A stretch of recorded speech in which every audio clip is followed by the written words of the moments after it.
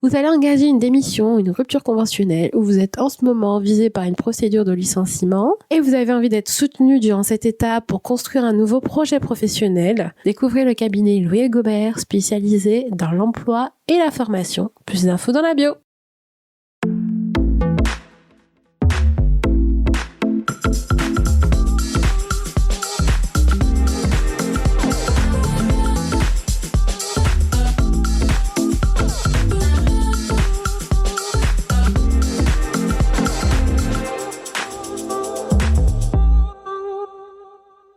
Hello les meufs, aujourd'hui je reçois Gabriel, fondateur de Akeia, cabinet spécialisé en droit de la propriété intellectuelle. Bonjour Astrid.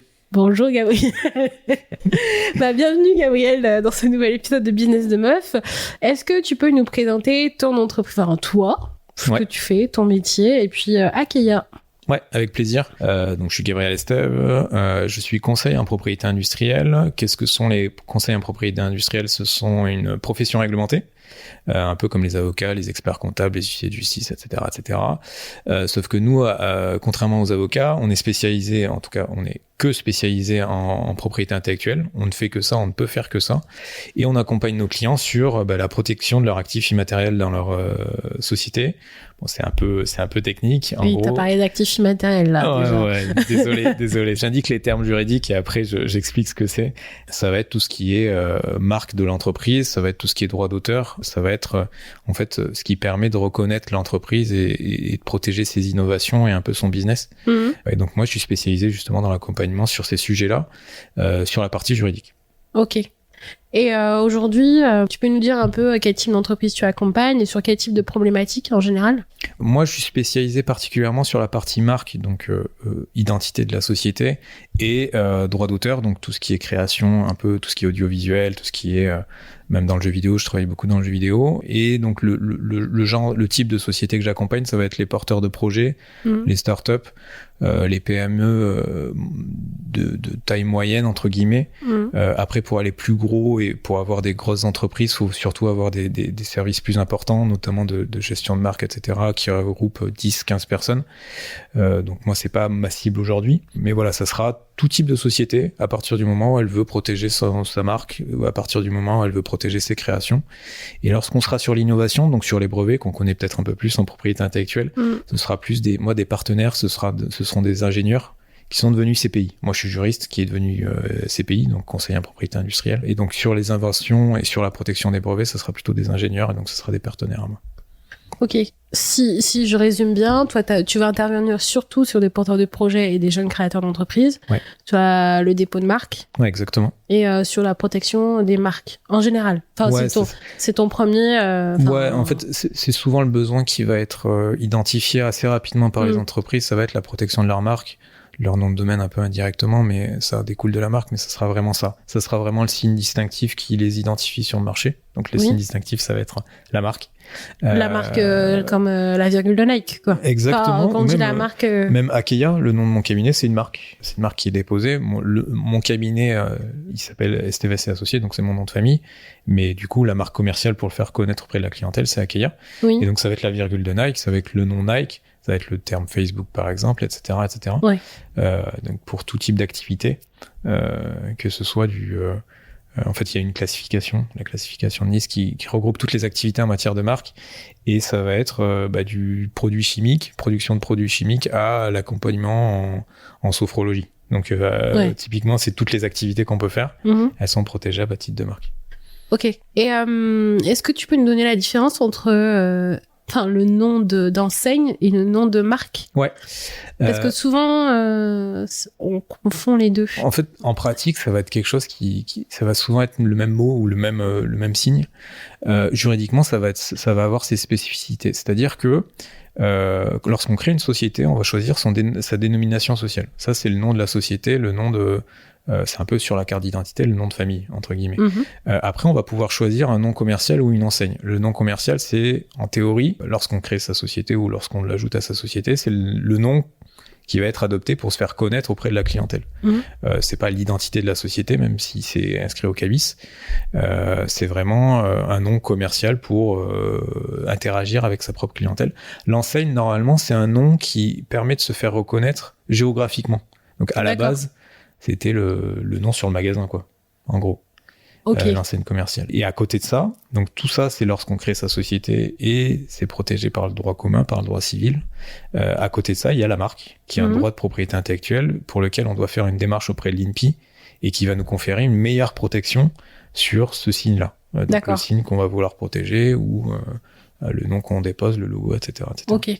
Donc je crée une boîte. La boîte s'appelle Trucmuche. Ouais. Trucmuche a le nom d'enseigne Truc. Exactement.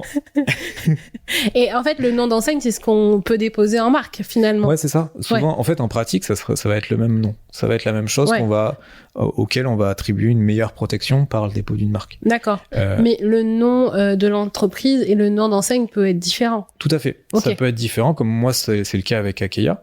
Je prends l'exemple de ma boîte, mais le nom de la dénomination sociale, c'est STVC Associés. Ouais. Parce qu'en fait, quand j'ai lancé ma boîte, j'avais pas d'idée de nom. Et bon, STVC Associés, ça claque. Ouais, ça claque. C'est très juriste, quoi. Ouais. Moi, j'en avais un peu marre de voir des cabinets c'était les noms des personnes qui avaient fondé le cabinet, quoi. Alors que Akeia, je trouve que ça a un vecteur un peu plus commercial. Et donc, j'ai mis un an à trouver le nom. Et donc, dans ce cas-là, je l'ai protégé avec une marque. Alors que voilà, c'est mon nom commercial qui est différent de ma dénomination sociale. D'accord, ok. Et c'est bien d'avoir une dénomination sociale et un nom différent? C'est pas une obligation, en fait. Ouais, c'est pas une obligation. Ça dépend comment se construit la boîte, en fait. Ouais. Mais juridiquement, ça a pas de différence. D'accord. Bah, c'est comme si on a créé une entreprise. Ouais. Et finalement, on a plusieurs marques. Et du coup, on peut en avoir autant. Exactement. Ok. Et les marques, ça sera justement, on va déposer des marques auprès de l'INPI pour tout ce qui est protection du nom de la société, mais aussi tous les services qu'ils rendent ou tous les produits qu'ils ont créés. Ou ça peut être une série de services ou des choses comme ça. Et en fait, c'est à partir du moment où on veut monopoliser un nom ou un signe ou un logo pour pouvoir le protéger, pour qu'il soit identifiable. Pour qu'on puisse nous identifier par ce signe. C'est-à-dire que la clientèle, quand elle va voir le nom ou le logo, elle va se dire « Ah ben c'est cette boîte-là ». Donc c'est ce qu'on appelle la fonction d'origine d'une marque. Et en plus, juridiquement, ça nous offre aussi un panel de droits et d'actions pour défendre notre marque qui est plus intéressant que si on l'avait pas protégé. Ah oui, parce que si on l'a pas protégé, il faut justifier l'antériorité de la marque, c'est ça? Ouais, c'est ça. En fait, le truc, c'est que en France, si on l'a pas déposé, il n'y a pas de protection. Donc, le simple usage ne crée pas de protection. Ouais. Donc, il faut le déposer auprès de l'INPI. Après, si on a une dénomination sociale ou un nom commercial qui est constitué par ce nom-là, on va pouvoir tenter de le protéger, mais il va falloir démontrer certaines choses. Ouais. C'est-à-dire que il va falloir démontrer qu'on exploite bien ce nom-là pour les activités qu'on veut défendre, etc., etc. Alors que si on a une marque qui est déposée, on a déjà ce qu'on appelle un titre de propriété intellectuelle, et donc le nom sera protégé pour les activités listées au sein du titre. C'est les différentes catégories. Exactement, c'est la classification. Oui. La classification d'activités. La liste est un peu longue. La liste est un peu longue, il y a 45 classes, et c'est vraiment... ça se fait toutes les activités, donc ça peut aller du toilettage à la vente d'armes ou les choses comme ça. Ouais. Donc c'est vraiment... quand on regarde dans la généralité, parfois ça en devient un peu cocasse, quoi. Mais... Voilà. Mais et à quel moment il faut penser à déposer sa marque? Dès qu'on a... Parce qu'en fait, ce que je me dis, c'est que quand on veut créer une société ou une entreprise, faut écrire les statuts. Ouais. Dans les statuts, il faut mettre un petit peu toutes les activités de l'entreprise. Et après, est-ce que c'est à ce moment-là qu'on peut déposer son nom de marque, ou dès qu'on a le nom, on peut le déposer? Ouais, dès qu'on a le nom, on peut le déposer. On peut déposer une marque au nom d'une société en cours de formation. Donc même on est en cours de projet, on est en train d'écrire les statuts, on peut déposer la marque. Après, il faut être sûr de la marque qu'on veut protéger, parce qu'on peut pas modifier le signe. C'est-à-dire que si on change la lettre, une lettre au sein de la marque, on va devoir refaire un nouveau dépôt. Ouais. Et déposer une marque, ça veut dire payer des taxes auprès de l'INPI, parce que c'est pas gratuit. Donc du coup, vaut mieux savoir ce qu'on veut déposer, ce qu'on va utiliser, et pour quelles activités. Et donc souvent, moi je dis, on crée les statuts, on attend que la société soit immatriculée, et si on peut le faire quelques semaines après l'immatriculation de la société, et un peu avant le début d'activité, entre guillemets, il y a toujours un petit flottement entre les deux, là on fait un dépôt de marque. Faut savoir que pour être enregistré une marque en France, ça prend entre 4 et 6 mois maintenant. Ah oui, d'accord. Donc il y a une procédure d'enregistrement. Bon, le but de mon accompagnement, c'est d'éviter les soucis dans cette procédure-là. Oui. S'il n'y a pas de soucis, ça, c'est enregistré, c'est cool, la marque est protégée. S'il y a un souci, ça peut être un tiers qui essaye d'empêcher l'enregistrement de votre marque parce que lui-même, il a déjà des droits sur le nom. Oui. Donc, c'est la question de la disponibilité de la marque. Ou qu'il y a un problème sur la distinctivité ou de la licéité de la marque. Ça, c'est les conditions de la marque. Donc, en gros, que la marque soit pas suffisamment distinctive par rapport aux activités, ça veut dire qu'elle n'est pas suffisamment arbitraire. C'est-à-dire qu'on peut pas déposer une marque table pour vendre des tables. Par contre, on peut déposer un nom comme Pomme pour vendre du matériel informatique, ce qui est Apple. Parce que c'est suffisamment arbitraire par rapport aux activités. C'est pas représentatif de... C'est ça. Oui, ça évite le dépôt inutile de marque. Exactement, parce qu'en plus, si on se fait rejeter sa marque, l'INPI rembourse pas les taxes. Oui. Ils gardent l'argent. Donc, ce qui est normal parce qu'ils ont traité le dossier. Et il faut que je reste en bon terme avec l'INPI. C'est l'interlocuteur. Ouais, ça peut... Enfin, le fait de se faire accompagner aussi, ça peut être intéressant. Ça évite le dépôt inutile de marque.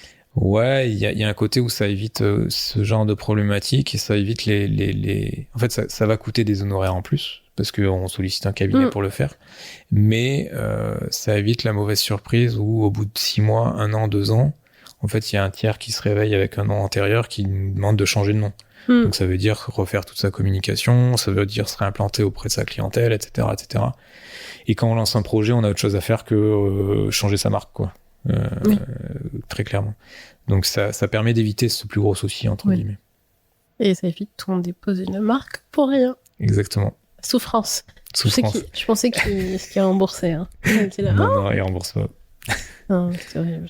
La dame qui avait traité mon dossier, elle a le même prénom que moi. Je me suis dit, bon, mon prénom est assez rare, donc elle va avoir pitié de moi.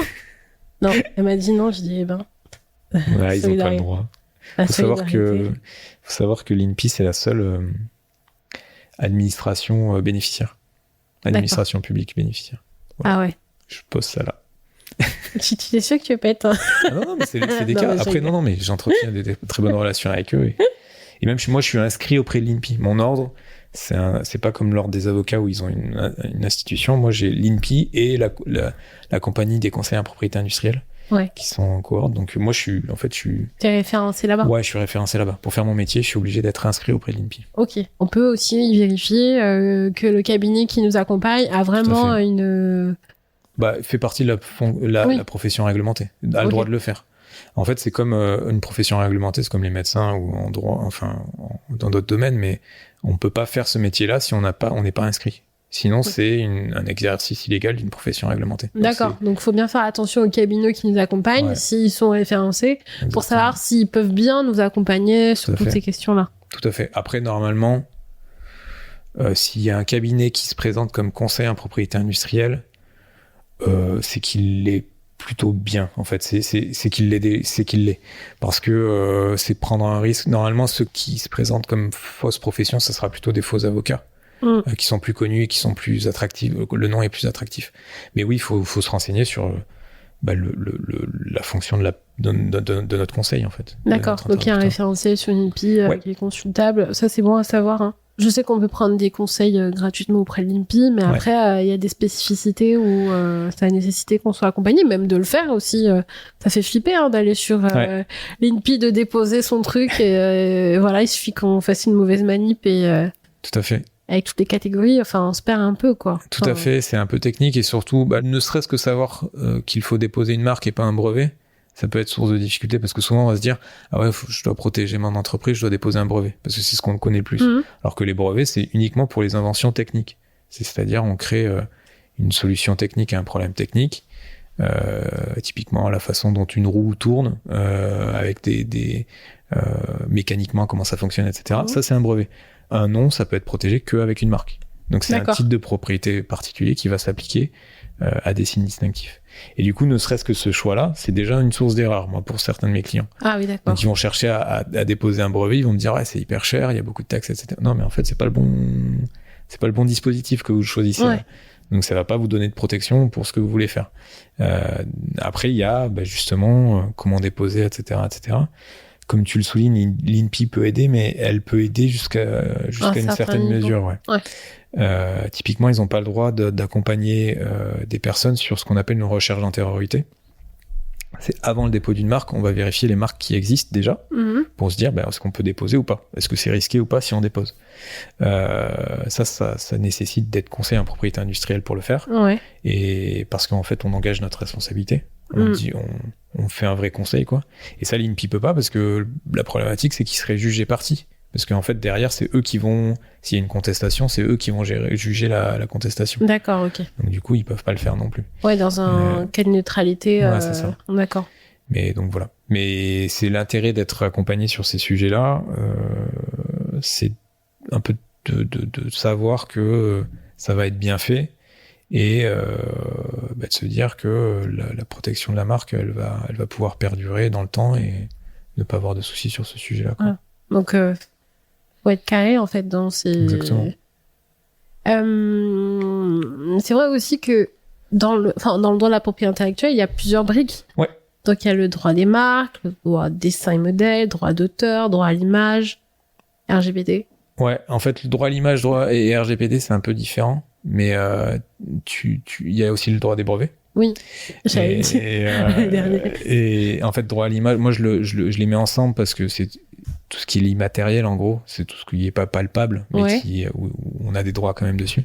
Droit à l'image, c'est en fait, ça découle du droit de la personnalité. C'est chacun a un droit sur son image ou sur sa voix, etc., etc. D'accord. Ça découle de la vie privée, du concept de vie privée dans le droit commun, donc dans le code civil. Je m'arrête ici. Et le RGPD, on le connaît, c'est aussi de la vie privée, ça découle de la vie privée. C'est la protection de ses données personnelles sur Internet, notamment.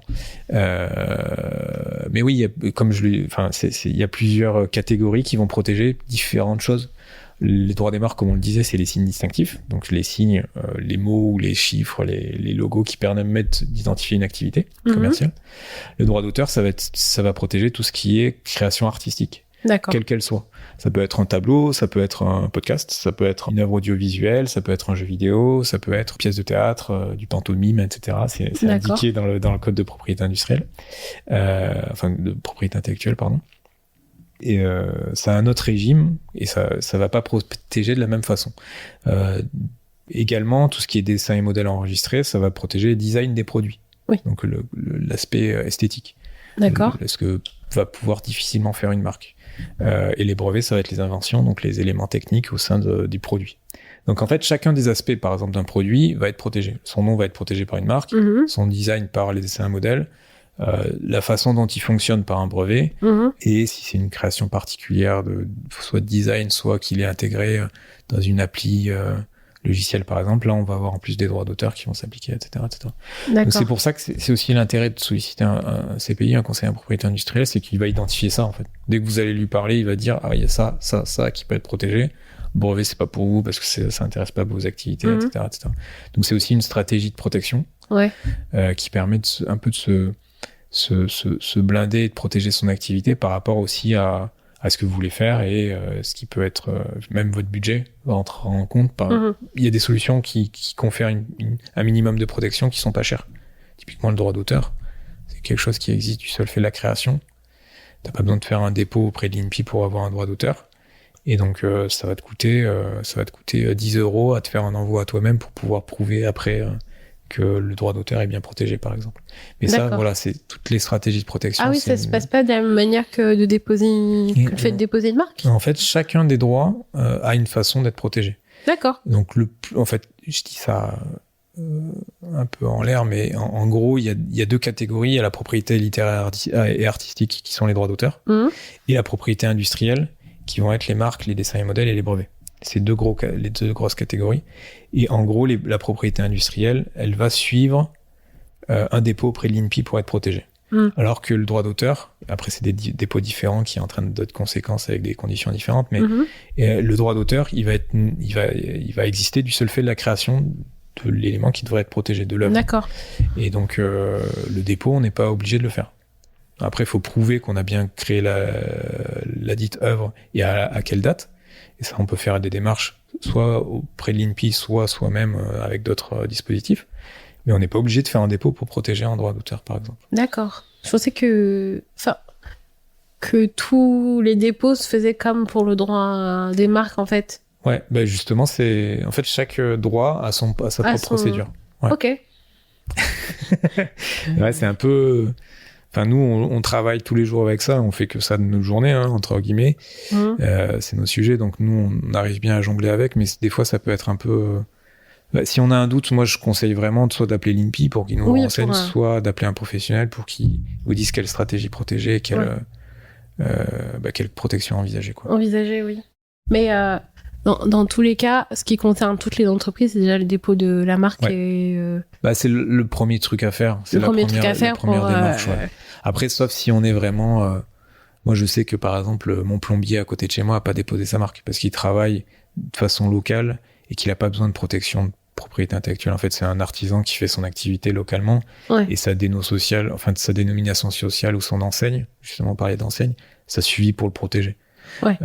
Par contre, dès qu'on a une vocation à faire une activité au niveau national, notamment sur Internet, ou vendre des produits au niveau national, là, la marque, elle doit être sollicitée pour vraiment se protéger, pour vraiment... Donc, si on fait du e-commerce, voilà.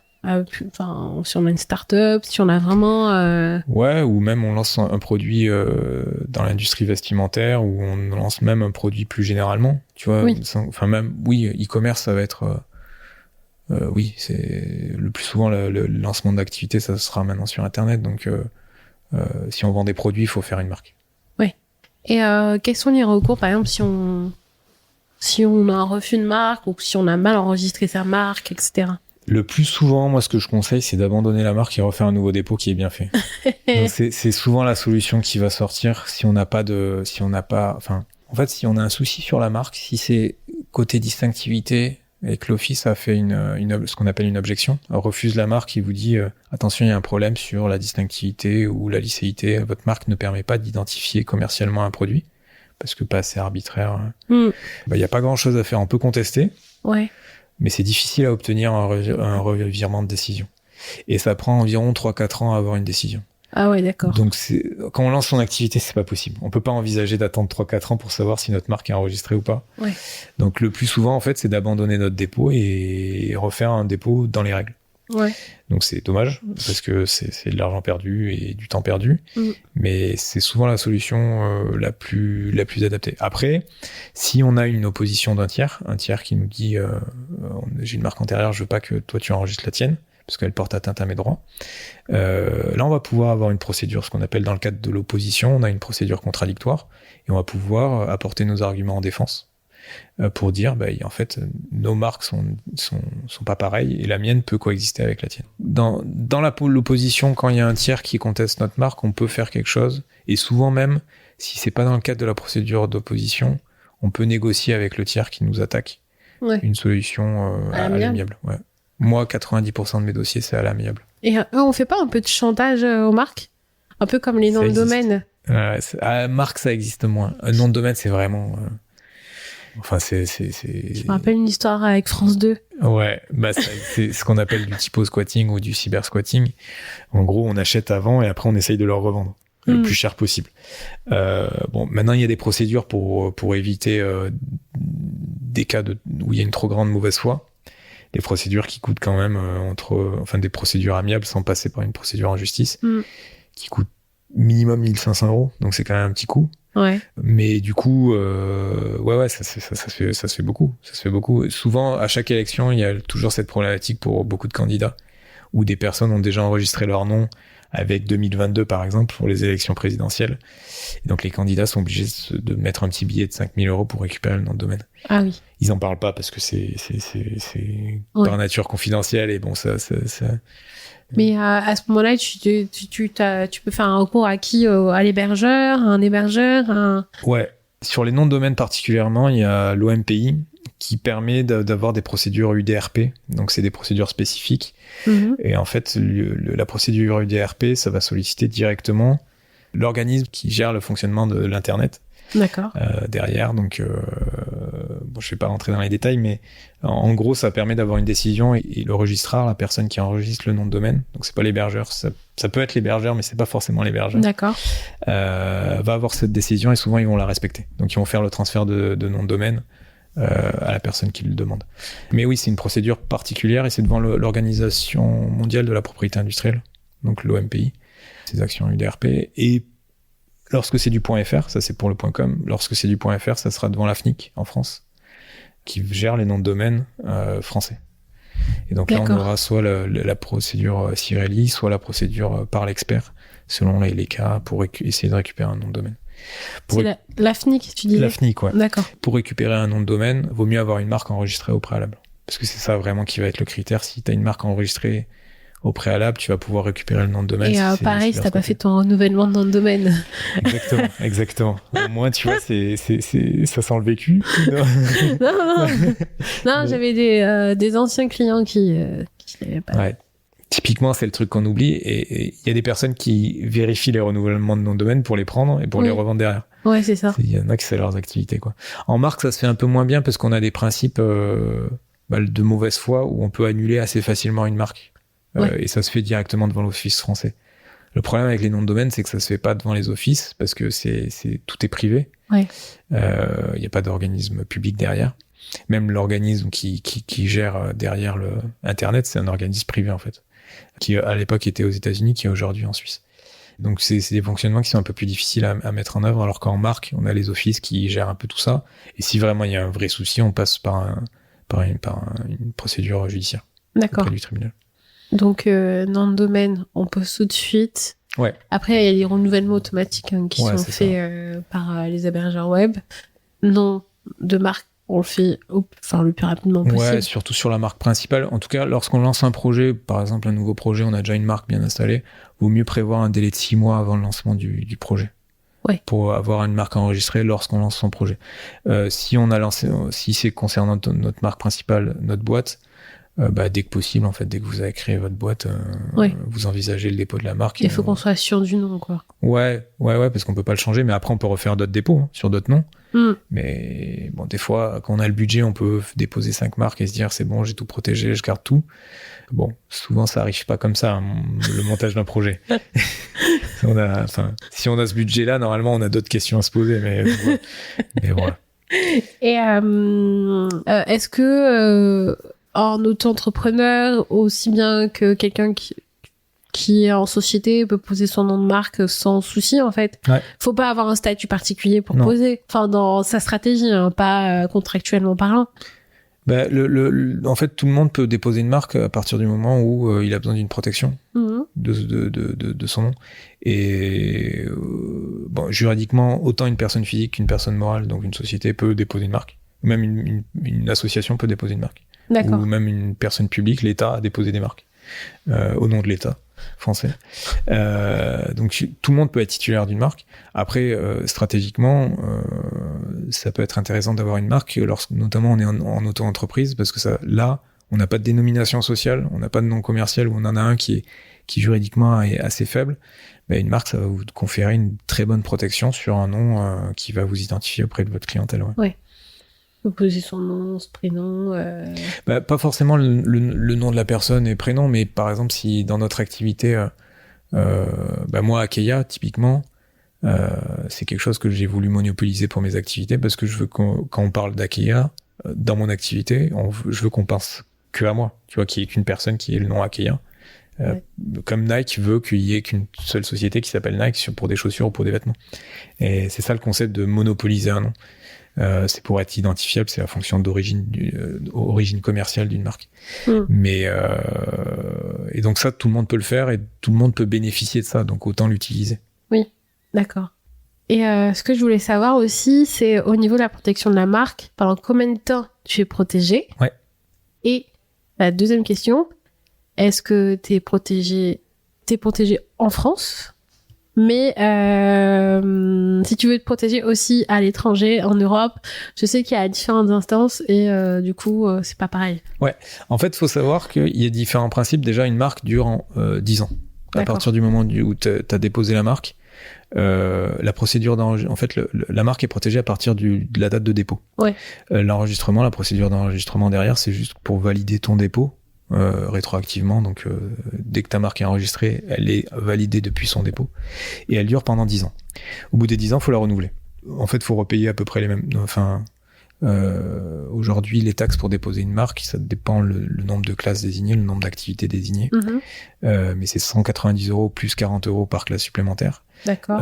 Pour les renouvellements, c'est 290 € plus 50 € je crois, par classe supplémentaire.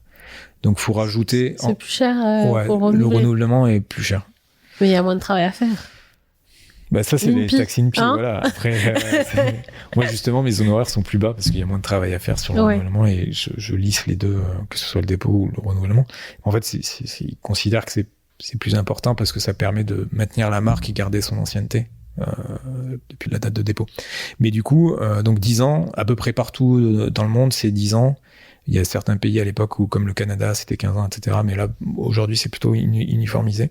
Et donc, deux principes en droit des marques. C'est le principe de spécialité. Votre marque n'est protégée que pour les activités qui sont couvertes. Donc, on peut avoir deux marques qui coexistent. Je sais que c'est pas le sens de ta question, mais je reprends les principes, au moins il y a les deux trucs. Oui. Et parce que je vais parler de la territorialité et où est-ce qu'une marque est protégée. Donc une marque est protégée uniquement pour les activités, c'est-à-dire qu'on peut avoir deux marques qui coexistent sur deux activités différentes qui sont pas concurrentes. Typiquement Montblanc, c'est des yaourts et des stylos. C'est pas la même boîte derrière. Ouais. Mais comme ils font pas les mêmes activités, on peut coexister et donc il peut y avoir deux marques qui existent. Ça, c'est par rapport aux produits et services que vous désignez dans le cadre du dépôt de votre marque. Deuxième principe, c'est le principe de territorialité. C'est-à-dire qu'une marque est protégée uniquement là où elle est déposée. Donc on peut déposer en France, on peut déposer dans chacun des pays qui nous intéressent, et on peut faire même des dépôts de l'Union européenne. Donc ça, c'est assez intéressant de commencer par un dépôt français et après, quand on a un business européen, d'envisager un dépôt auprès de l'EUIPO.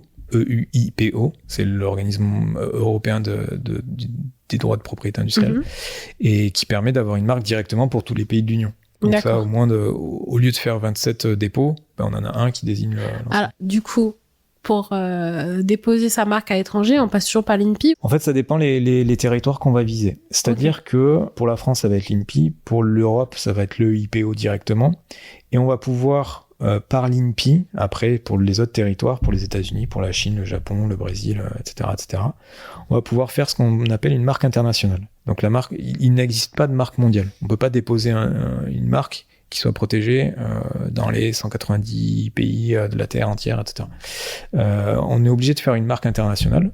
La marque internationale, qu'est-ce que c'est ? C'est une sorte de coquille vide dans laquelle on va désigner les pays qui nous intéressent. Et à chaque fois, ça va être une procédure.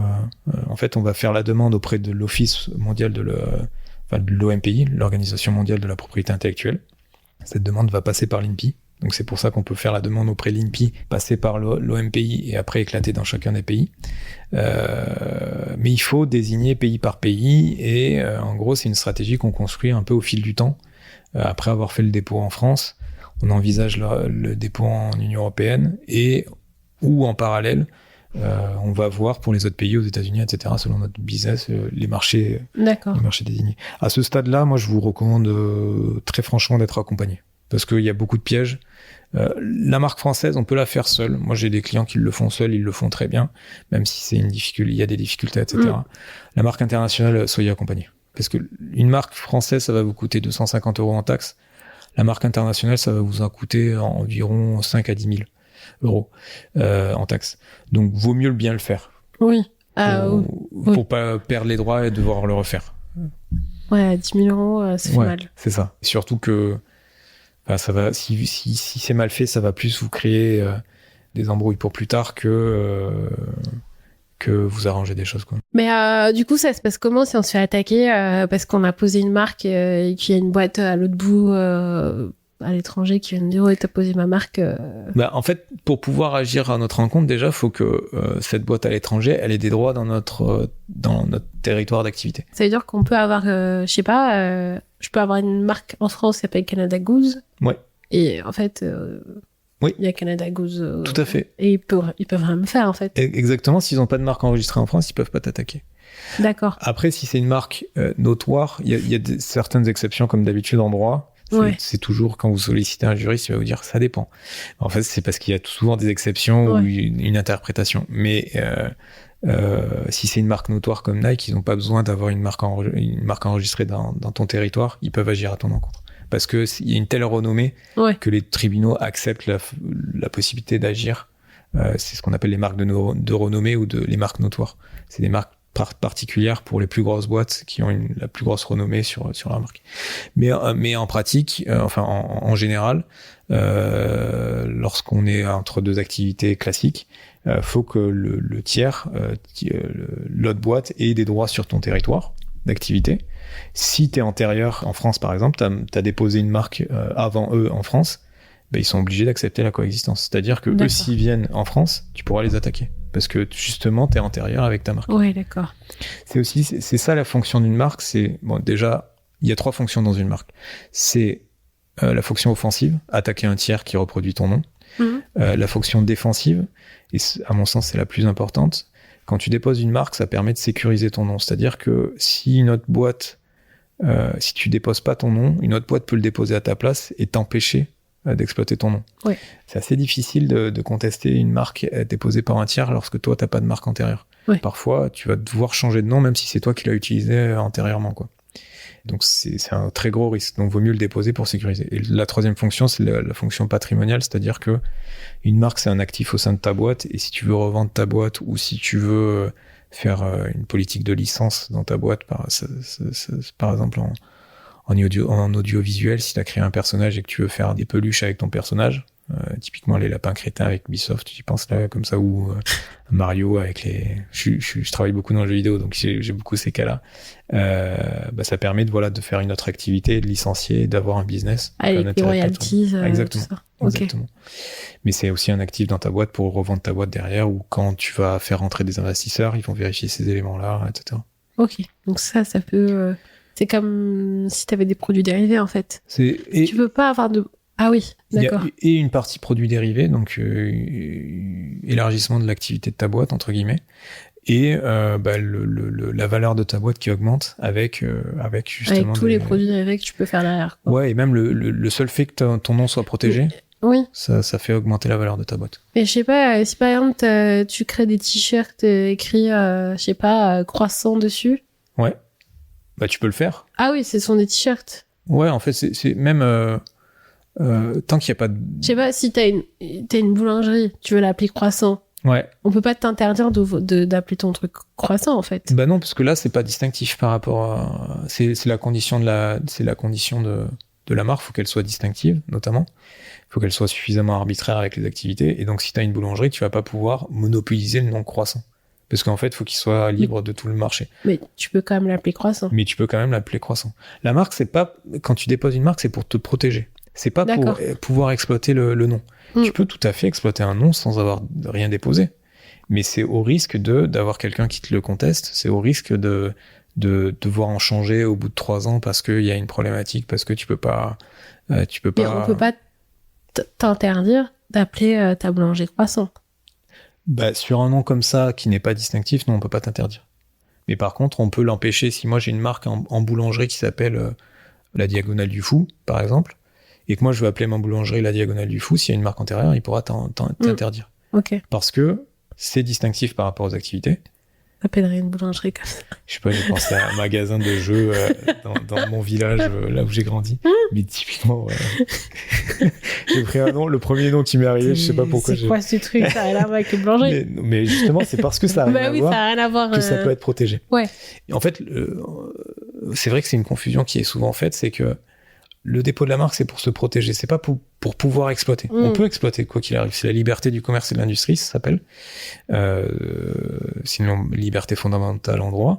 On peut exploiter librement. Sauf que si on ne protège pas son nom et qu'il est distinctif, ou en tout cas qu'il est arbitraire par rapport à son activité, un tiers pourrait nous dire s'il a une marque, en fait, moi j'ai des droits antérieurs, donc il faut que tu changes de nom. Ok.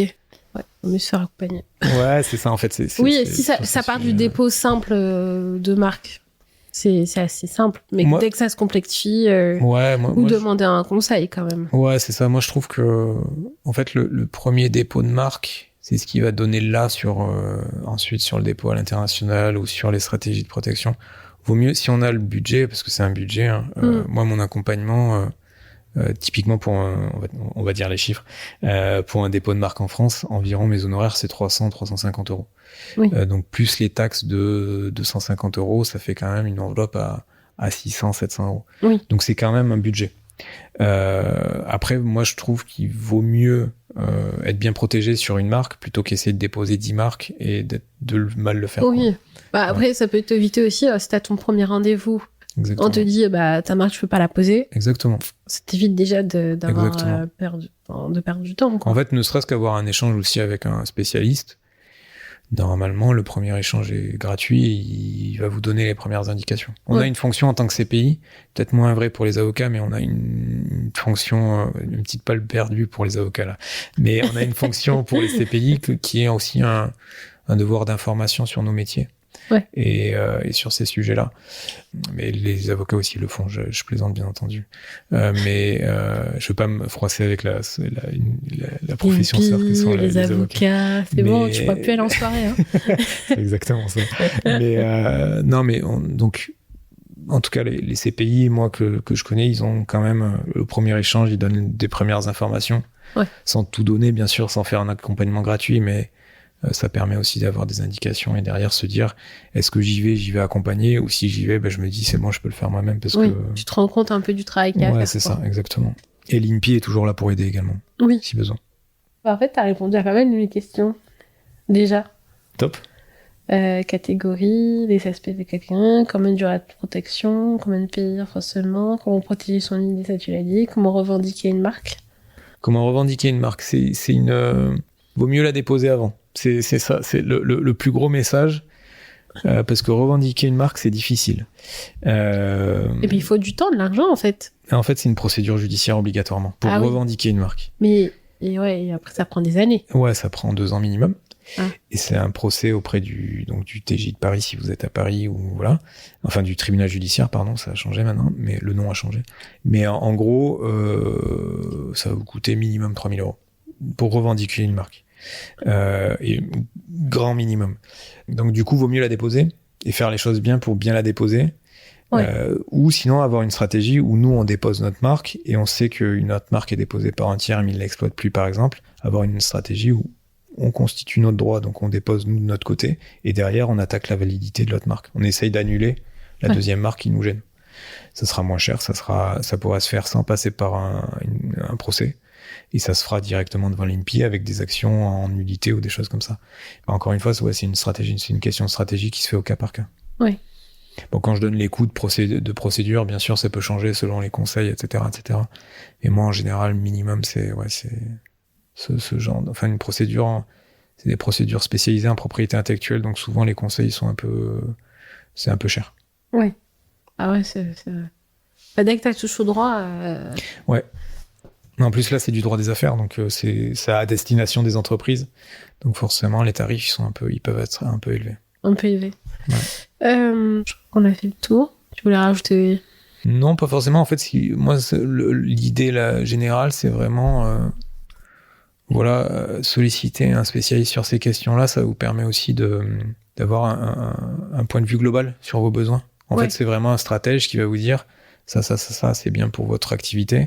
Mais il faut prioriser sur ça selon votre budget, votre développement, et après on verra ça sur échéance 2 ans, etc., etc. Oui, c'est plus l'aspect conseil. Ouais. C'est vraiment le cœur de mon métier, moi. C'est vraiment ça, cet aspect, comment on se protège aussi au fil du temps par rapport aux besoins des activités de chacun, quoi. Selon le budget qu'on veut allouer à ça, et selon nos besoins juridiques, comment on avance pas à pas, sans être le Nike qui veut déposer dans tous les pays, etc., mais qu'on échelonne dans le temps selon la progression de son entreprise aussi. Exactement. Et de faire les choses bien, en fait, finalement. Exactement. Mais après, tout dépend aussi de quelle entreprise, la finalité, de la taille de l'entreprise. Ouais.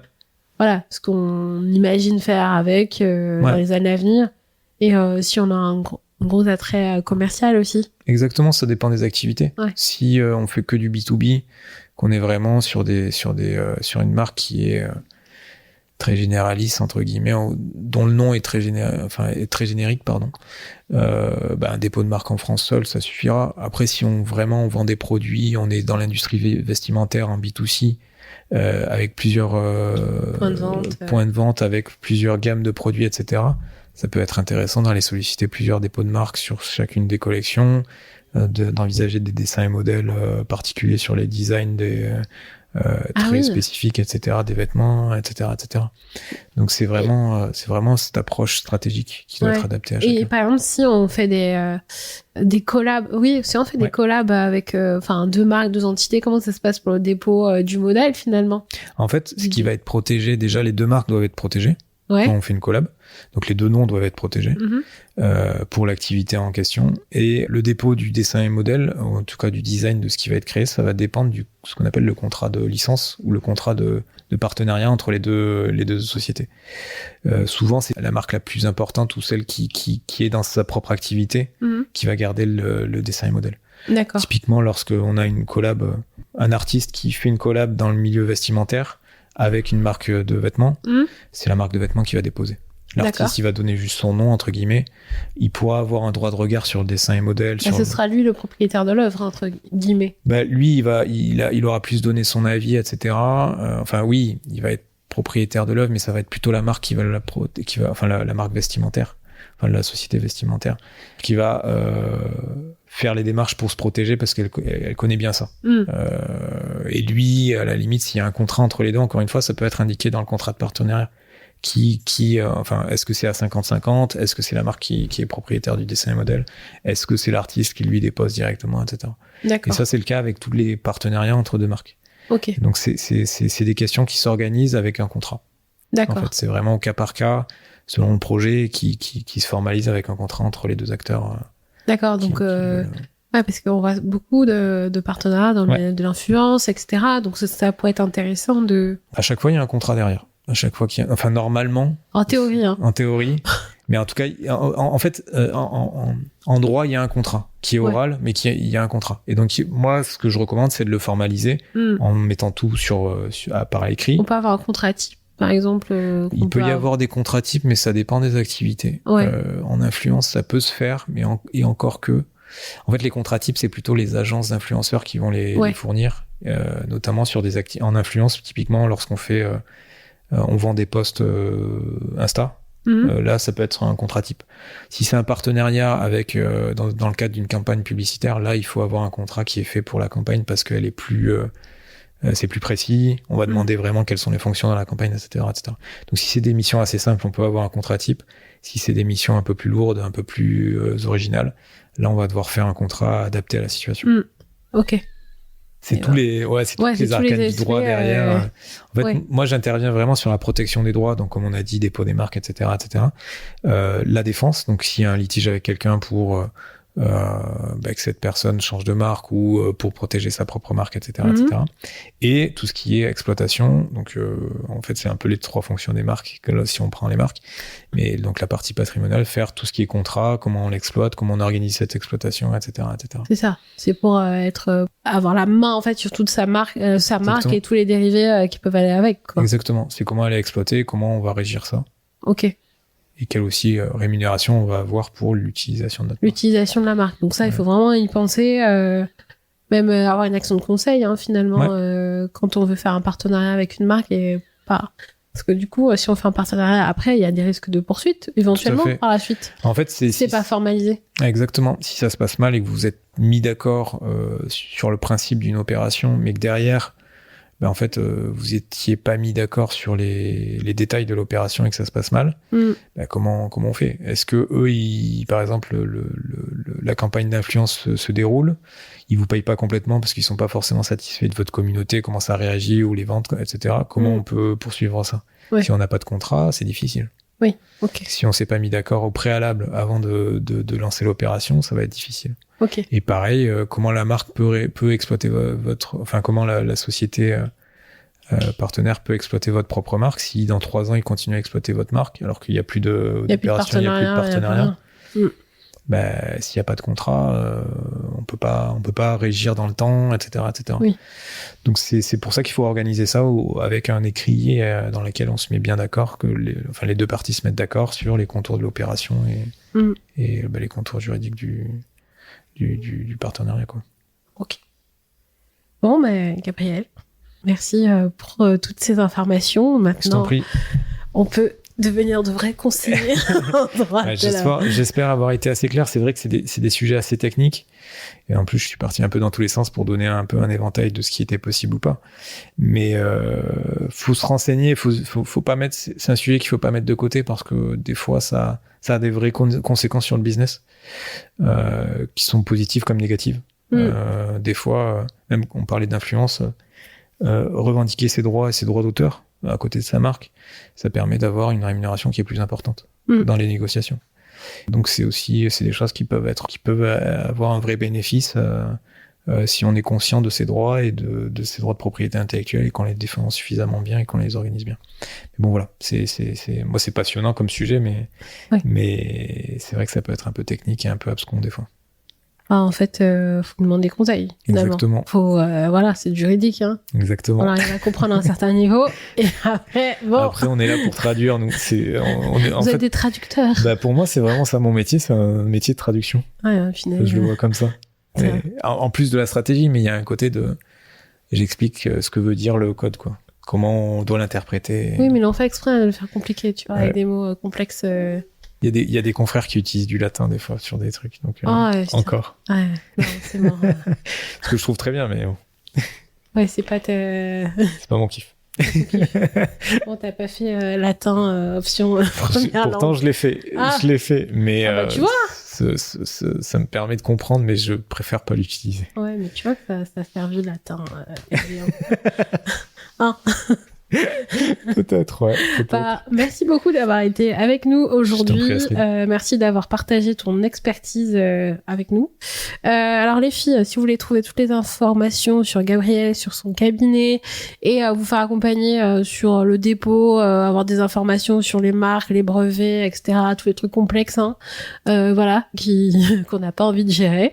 Donc n'hésitez pas, vous allez retrouver toutes les informations sur lui dans la barre de description. Et puis je vous dis à bientôt. Ciao. Ciao.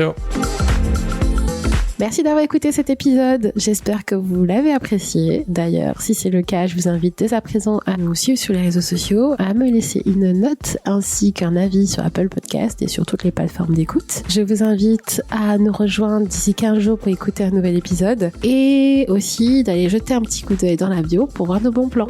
À bientôt.